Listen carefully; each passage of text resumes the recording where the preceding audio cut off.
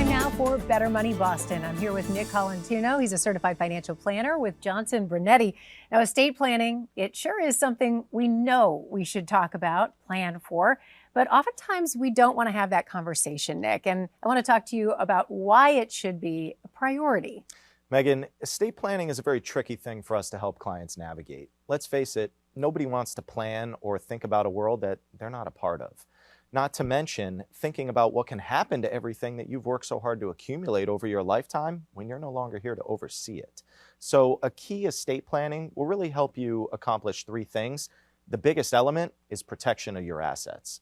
All right, so protecting our assets is numero uno. That's the first thing. So we don't want to have the conversation. We should. It should fit into this plan overall. Tell me about what this offers us in terms of control and even in terms of privacy. Well, there are different ways to protect your assets. A trust is typically the most common way to do that. Now, keep in mind, Megan, there's two types.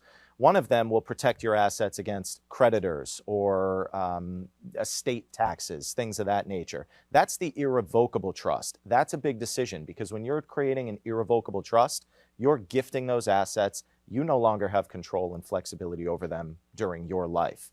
The living trust really protects assets against maybe your heirs' potentially poor decisions when you're no longer here.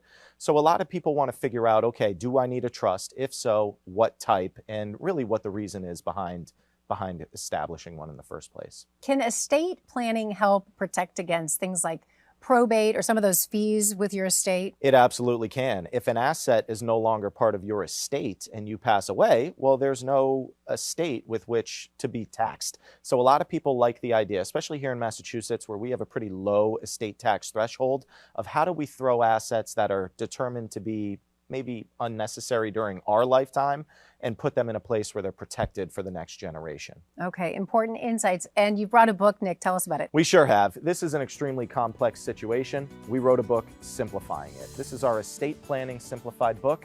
We'd like everyone watching to get their hands on it. You can do that right now. Go to bettermoneyboston.com to receive it. Again, get Nick's free book at bettermoneyboston.com.